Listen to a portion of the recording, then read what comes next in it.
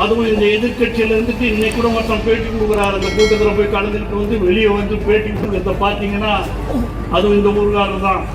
அவர் கொடுக்குறார் பேட்டி. என்ன பேட்டி கொடுக்குறாரு தெரியுமா? திமுக அரசு சொன்னதை செய்யலை, எதையும் செய்யலை. ஆனால் இவர்கள் ஏமாற்றுவதற்காக முதலாக இந்த கூட்டத்தை நடத்துவதற்கு என்ன காரணம்? எந்த லூசு போயலாவது அதை கேட்பானா? ஜெயக்குமார் அவர் கேட்குறாரு, முதல்ல நடத்தினா ஏம்பா நீ கூட்டத்துக்கு வந்த, கருத்தை சொன்ன, தீர்மானத்தை பார்த்த, எதற்காக இந்த கூட்டம்? தமிழ்நாட்டை நசுக்கி விடக்கூடாது. அங்கெல்லாம் படிக்கிற காலத்திலிருந்து அப்பொழுதே இந்திய எதிர்ப்பாக போராடியவர்கள் நாங்கள். அண்ணாமலை பல்கலைக்கழகத்திலே துப்பாக்கி குண்டுக்கு பலியாகி சிறந்தவர் தான் ராஜேந்திரன் அவர்கள். எதற்காக? இந்தி திணிக்கப்படக்கூடாது என்பதற்காக. இங்கே பேசுகிற பொழுது கூட சொன்னார், ஒருத்தர் பேசிட்டு இருந்தார், எம்எல்ஏ, நாங்கள் எந்த மொழிக்கும் எதிர்ப்பானவர்கள் அல்ல, ஆனால் மொழியை திணிக்க கூடாது. 2000 கோடி இல்ல 10,000 கோடியே கொடுக்குறேன்னு சொன்னா கூட நாங்கள் இந்தி திணிப்பை என்றும் எதிர்ப்போம் என்று சொல்லுகிற ஒரு முதலமைச்சர்.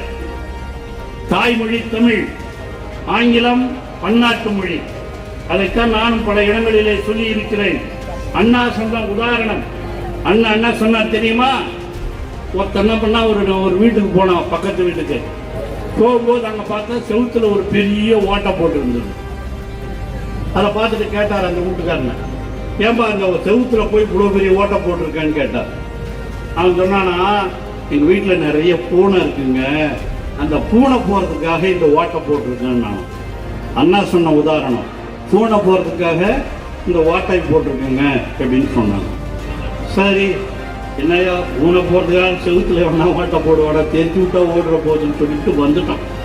வந்து ஒரு வாரம் சென்று மறுபடியும் போகிறாரு. போன உடனே பக்கத்தில் ஒரு சின்னதாக ஓட்டை போட்டுருந்தான். என்ன போன வாரம் பெரிய ஓட்டம் போட்டிருந்தா இப்போ சின்ன ஓட்டை போட்டிருக்கேன். நான் அது பூனை போகிறதுக்கு, இது பூனை குட்டி போகிறதுக்குன்னு நினச்சி பாருங்க.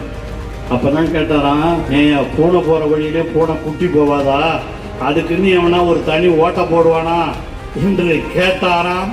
அதற்கு உதாரணம் சொன்னார் பேரறிஞர் அண்ணா அவர்கள். நமக்கு இன்டர்நேஷனல் லாங்குவேஜ் பன்னாட்டு மொழி ஆங்கிலம் இருக்கிற பொழுது, பெரிய ஓட்டை பூனை போகிற ஓட்டை ஆங்கிலம் இருக்கிற பொழுது எல்லா மாநிலத்துக்கும் போகலாம், எல்லா நாட்டுக்கும் போகலாம். படித்து ஆங்கிலத்தை நாம் கற்றுக்கொள்ள வேண்டும். நமக்கு தாய்மொழி தமிழ் இருக்க வேண்டும்.